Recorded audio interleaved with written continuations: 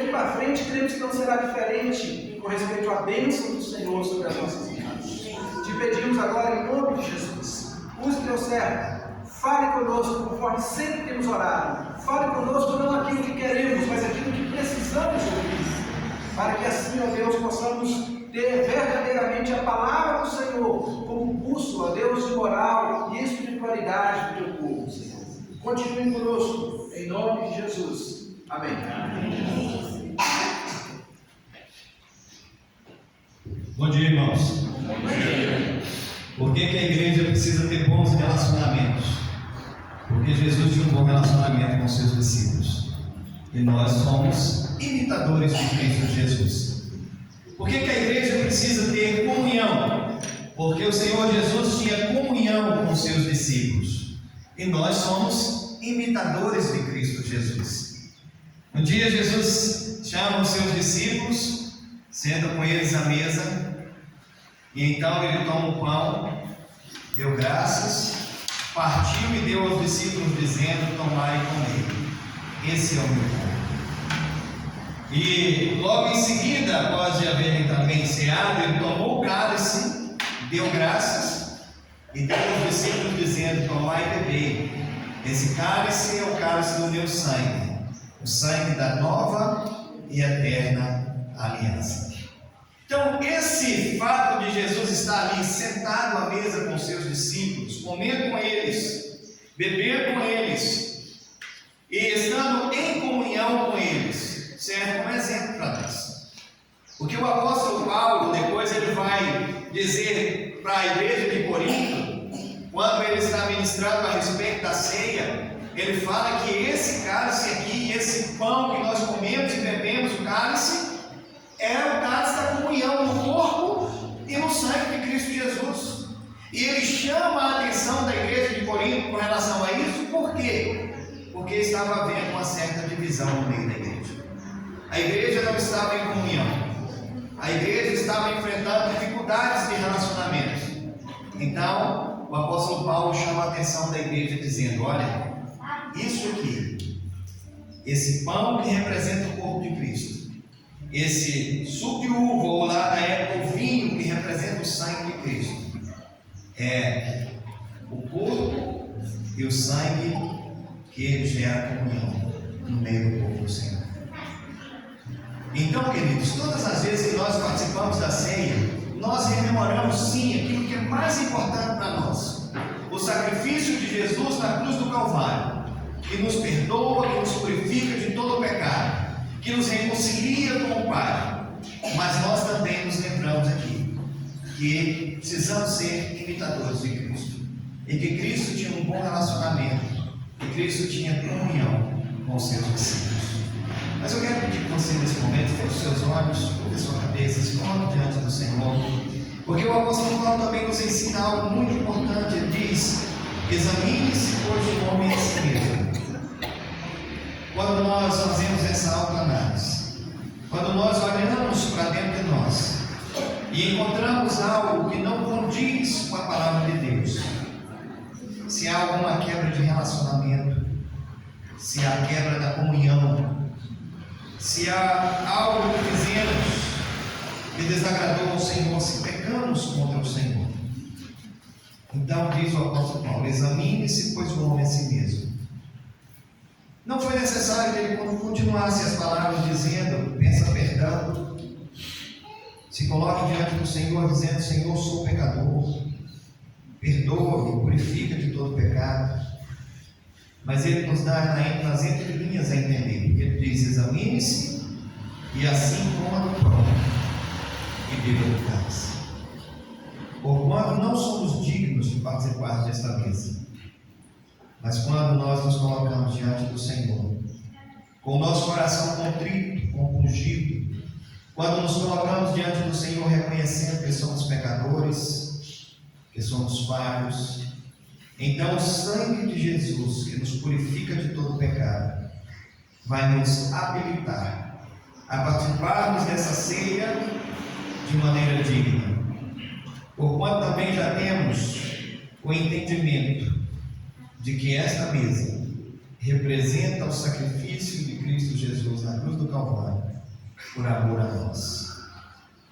Por isso, ora ao Senhor. Ore sua vida já,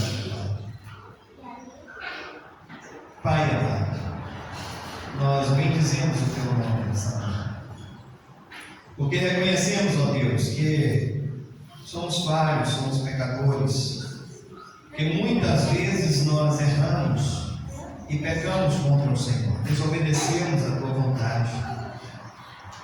Mas, Pai, reconhecemos também o grande amor do Senhor por nós, e queremos, ó Deus, na nossa vida, no nosso viver diário, ser fortalecidos no Senhor, para lutarmos contra o pecado, sermos fortalecidos no Senhor, ó Deus, para poder viver a imagem e semelhança de Cristo Jesus.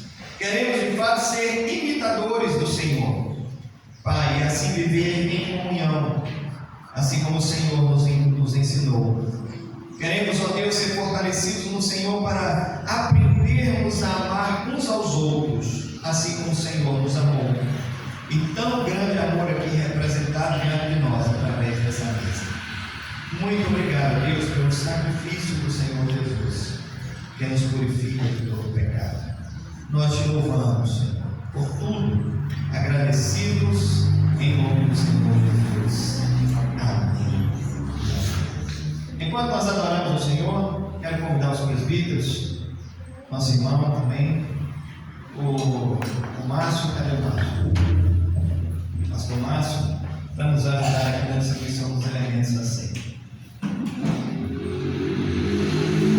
Eu vou convidar vocês a se colocar de pé. Você vai receber os elementos da ceia e vai aguardar para que todos nós possamos cear juntos.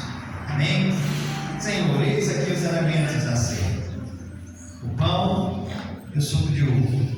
Pedimos que o Senhor os consagre do uso comum para o uso espiritual, e que ao participarmos desta ceia, ó Deus, sejamos revitalizados no Senhor, e que possamos assim, ó Deus, ter na nossa memória essa lembrança do grande amor do Senhor por nós, revelado na cruz do Calvário. Em nome do Senhor Jesus. Amém.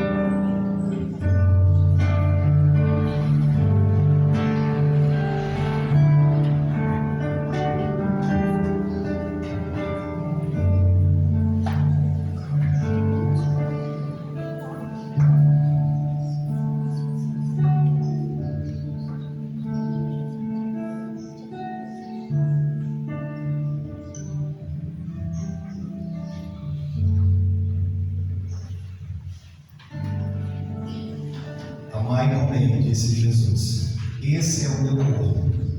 Participemos todos do corpo de Cristo.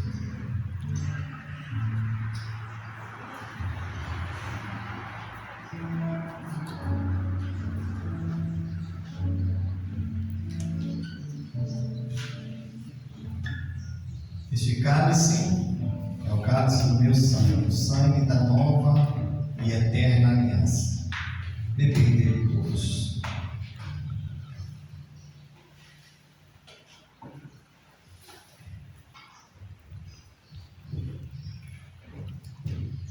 Obrigado a Deus pelo teu amor, a Deus, sobre as nossas vidas.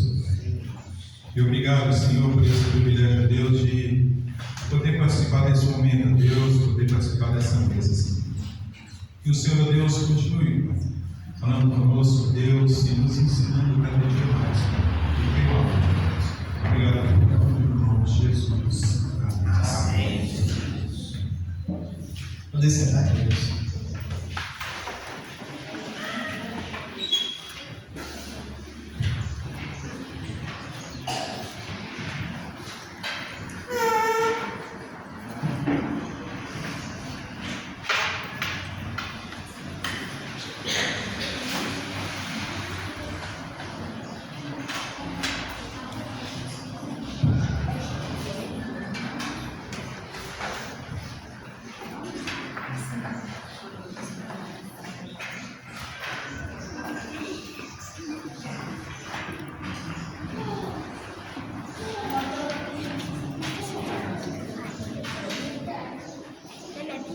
Muito bom.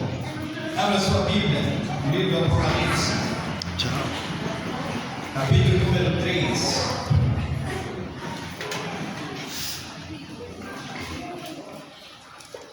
Apocalipse, capítulo número 3.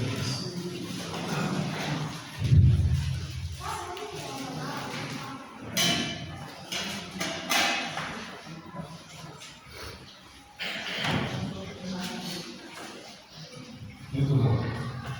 Do versículo 7 até o versículo de número 13. Apocalipse 3, do 7 ao 13.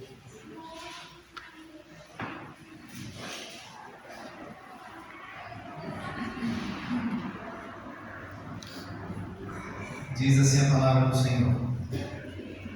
Ao anjo da igreja em Filadélfia escreve: estas coisas diz o santo, o verdadeiro, aquele que tem a chave de Davi, que abre e ninguém fechará, e que fecha e ninguém abrirá.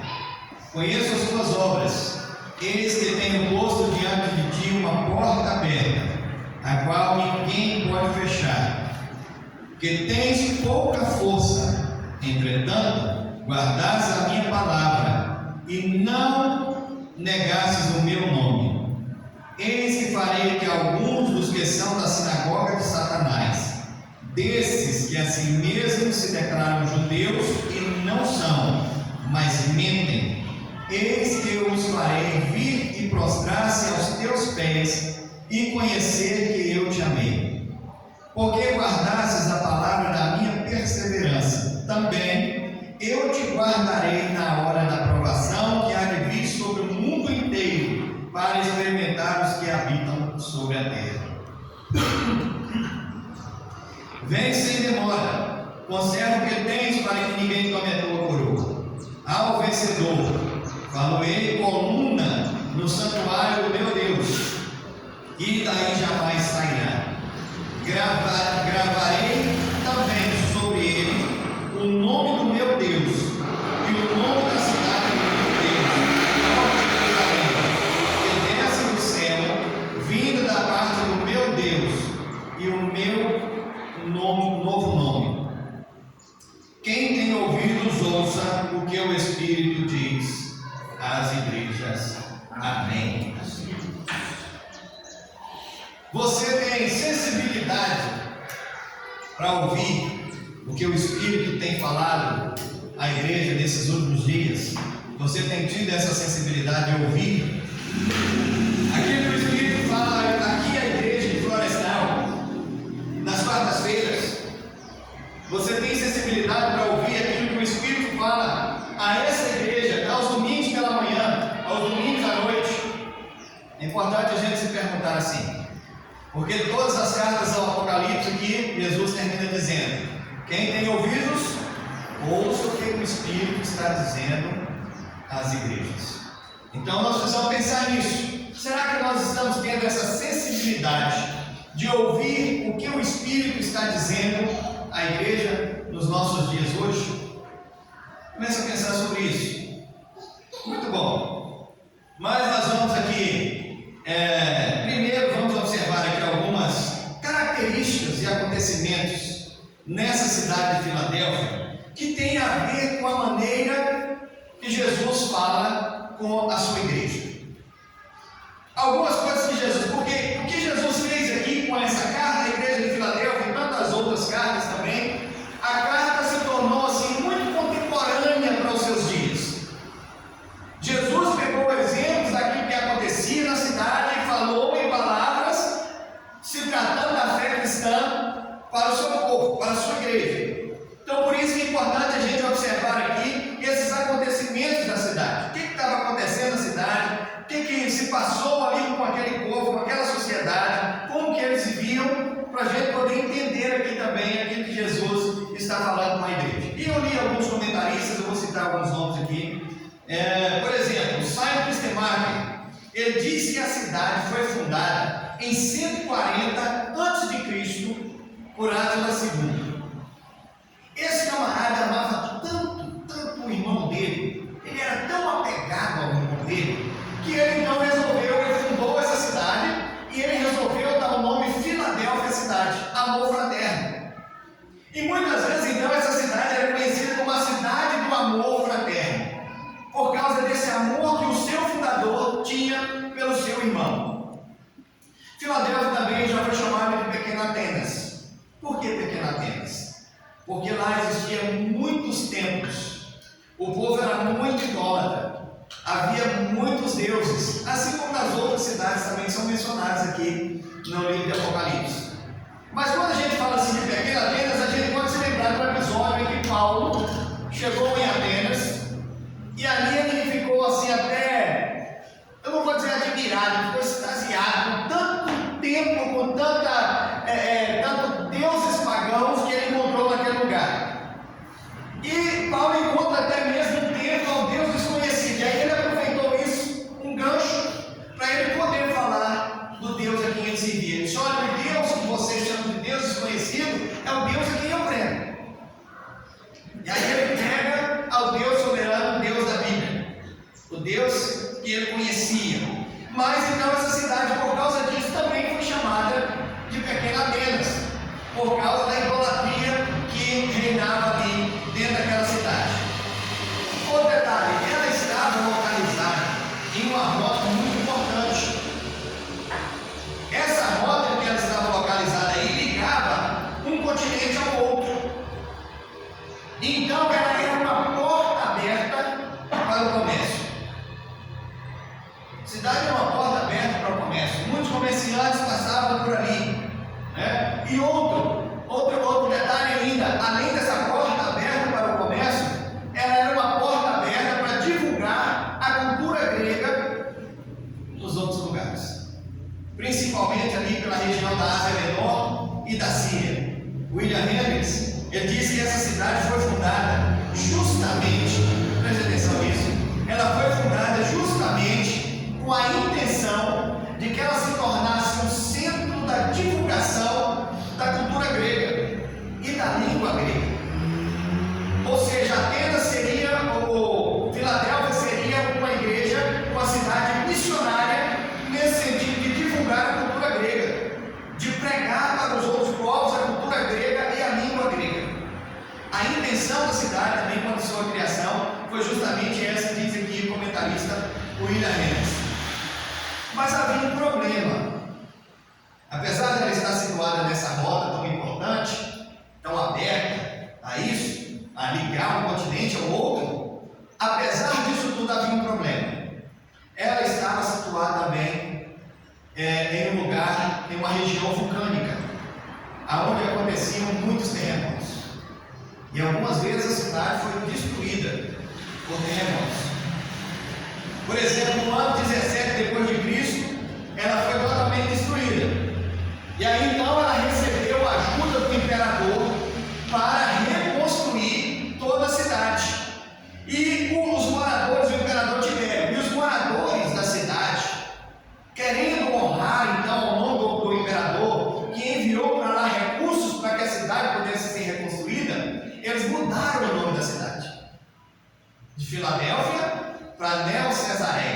ou seja, a nova cidade de César, Neo-Cesareia.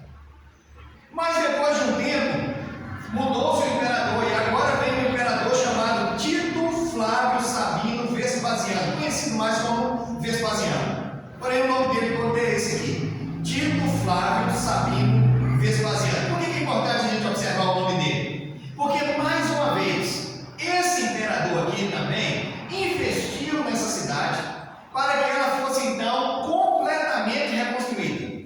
Depois que ela foi destruída pelo terremoto, o imperador Tibério entra com recurso para ela ser reconstruída, mas ainda faltavam coisas, muitas coisas. Então agora o imperador Vespasiano acaba de investir para que essa cidade seja totalmente reconstruída. E aí o que aconteceu? Mais uma vez, a cidade mudou de nome. Tito Flávio Sabino Vespasiano, a cidade passou a se chamar Flávia, em homenagem a esse imperador aqui, porque eles costumavam chamar ele por esse, como se fosse um apelido dele, né? Flávios. Então a cidade, mais uma vez, para honrar o imperador, muda o nome para Flávio, com essa intenção aí de honrar o imperador. Irmãos, é importante a gente observar aqui, nas cartas que Jesus escreve, as 7 igrejas do Apocalipse, se você observar, desde o capítulo 2, começa ali com a igreja de Éfeso, a igreja de Esmirna, a igreja de Pérgamo, a igreja de Tiatira, a igreja de Sardes, a igreja de Filadélfia e em seguida aqui também a igreja de Laodiceia. É importante a gente observar todas essas cartas aqui. A igreja não é o que parece ser. Quando você lê essas cartas, você vai ter essa nítida impressão. A igreja não é o que parece ser. Por quê? Porque Jesus está falando com as igrejas. E algumas delas, por exemplo, aqui a igreja de Laodiceia, né? A igreja de Esmirna, a igreja de Tiatira, algumas dessas igrejas que pareciam ser tão vívidas, que pareciam ser operantes, que pareciam ser ricas, Jesus vem e diz: não é nada disso. Vocês pensam que são ricos, mas na verdade vocês são pobres. A igreja de Esmirna aqui, ao contrário, era pobre aos olhos dos homens, mas rica aos olhos de Deus. Então, quando você lê as cartas, você vai perceber isso. Qual que é a diferença aqui na igreja de Filadélfia? Quando a gente lê aqui, nós estamos ouvindo Jesus dizer assim: olha, que tens pouca força. A igreja de Filadélfia parecia ser uma igreja que tinha pouca força, mas no entanto, aos olhos de Deus, ela era uma igreja forte, porque guardou a palavra e o nome do Senhor Jesus. Então, qual é a mensagem de Jesus para essa igreja, especificamente aqui hoje, a igreja de Filadélfia? Qual que é a mensagem de Jesus? Em primeiro lugar, Jesus se apresenta aqui para essa igreja. Eu queria que você mantesse sua Bíblia aberta aí. Olha como que Jesus se apresenta aqui para a igreja de Filadélfia. Ele diz assim: essas coisas diz o santo, o verdadeiro. Ele é santo em seu caráter, ele é santo em suas palavras, ele é santo em suas ações, em seu propósito, em seu amor. Ele se coloca aqui para essa igreja dizendo: olha, eu sou o santo e o verdadeiro. Por que isso? Irmãos, lembra que na cidade ela foi chamada de Pequena Atenas, porque existiam muitos templos e muita idolatria, falsos deuses, deuses que não eram verdadeiros de coisa nenhuma. O povo era idólatra. E ainda no versículo de número 9 aqui, Jesus vai falar que lá existiam os falsos judeus, aqueles que se diziam judeus, mas não eram judeus. Então observe, Jesus chega para essa igreja aqui e diz: eu sou o santo e o verdadeiro. Eu sou o santo e o verdadeiro. O costume da cidade feria a santidade de Deus, porque era uma cidade idólatra, uma cidade completamente aversa ao Evangelho do Senhor Jesus. Agora, esse Deus que é santo, quando ele chega para a igreja e diz: eu sou santo e verdadeiro, esse Deus que é santo requer santidade do seu povo. Preste atenção nisso.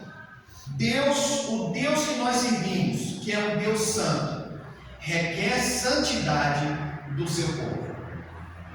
Irmãos, uma advertência que nós podemos dizer assim, a gente encontra de Gênesis a Apocalipse, para colocar isso de uma forma mais generalizada na Bíblia.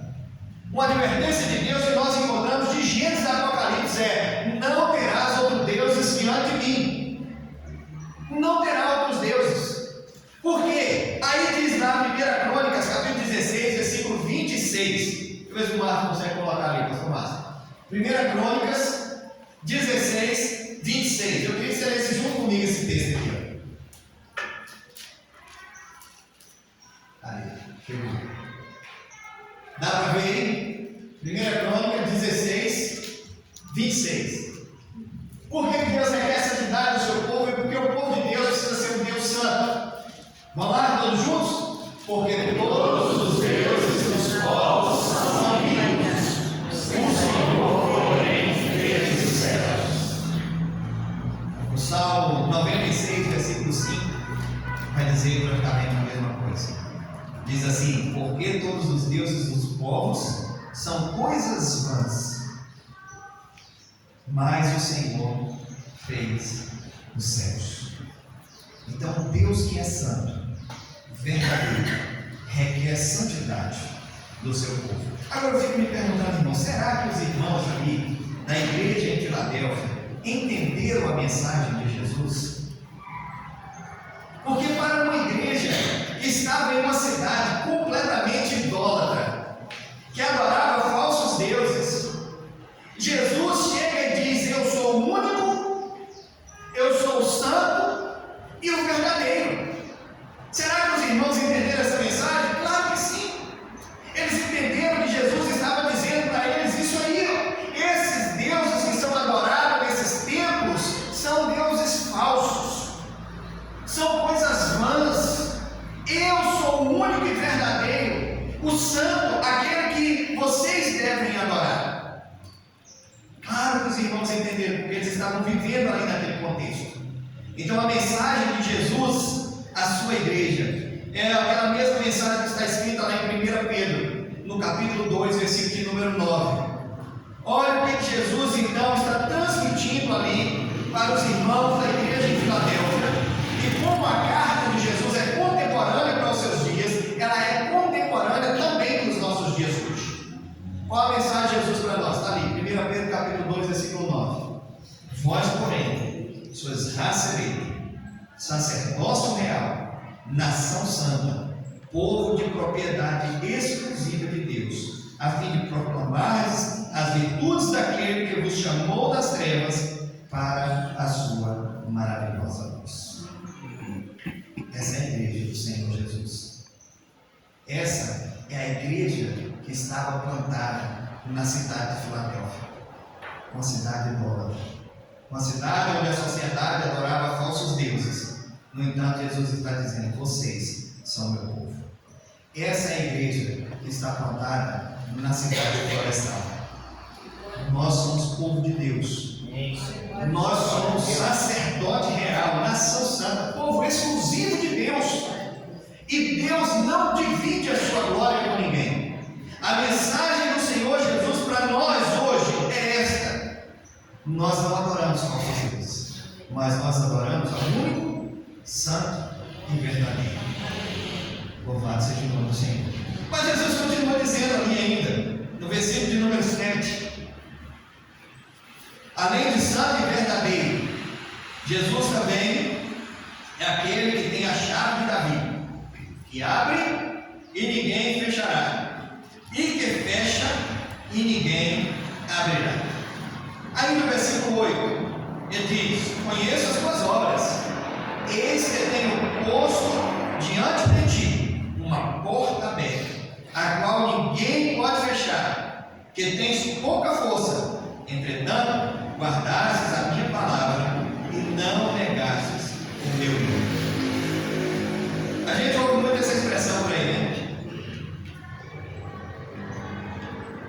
Se falar isso, a porta que Jesus abre, ninguém fecha.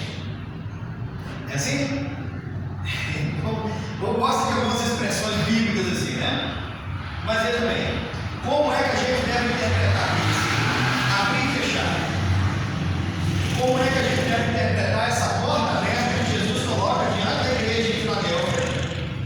e que ninguém seria capaz de fechar.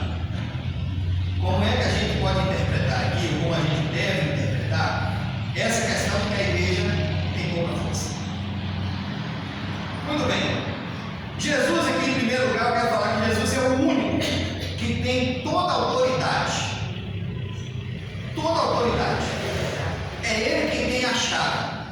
E a porta, de fato, a porta que Ele abre, ninguém pode fechar. E a porta que Ele fecha, ninguém pode abrir.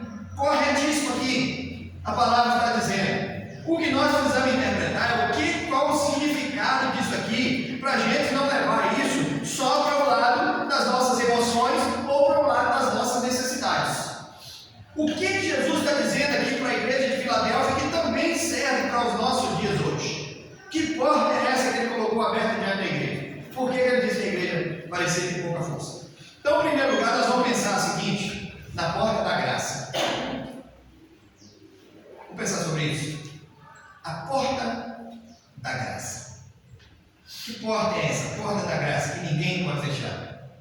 Irmãos, quando Jesus cita aqui no versículo de número 9, que existia ali um povo judeu, ou que se diziam judeus, mas que mentem, nós precisamos nos lembrar que o povo judeu, desde o início, eles perseguiam os crentes, perseguiam a igreja. Quantas vezes o apóstolo Paulo foi perseguido pelos judeus? Quantas vezes os outros apóstolos, outros discípulos de Jesus foram perseguidos pelos judeus? Nessa carta do Apocalipse aqui, nessas cartas às igrejas, Jesus vai citar outras vezes os judeus também como sinagoga de Satanás, que perseguia a igreja, que promovia a perseguição, até mesmo se unindo com o adversário, porque nessa época a igreja Israel estava sob domínio romano. Então os judeus, às vezes, eles denunciavam os crentes. Aonde eles sabiam que tinha os crentes reunidos, eles denunciavam o Império Romano para que eles fossem presos. Uma perseguição contra a igreja do Senhor Jesus. E agora então, vamos pensar aqui, o que o judeu queria, o que o judeu pregava, o que o judeu dizia. Sabe o que eles diziam? Que só o povo judeu era salvo. Os gentios não faziam parte do povo de Deus. E até mesmo quando algum apóstolo era chamado, como foi o caso de Pedro, que foi chamado a pregar para Cornélio. Depois, quando ele voltou, reuniu-se os outros apóstolos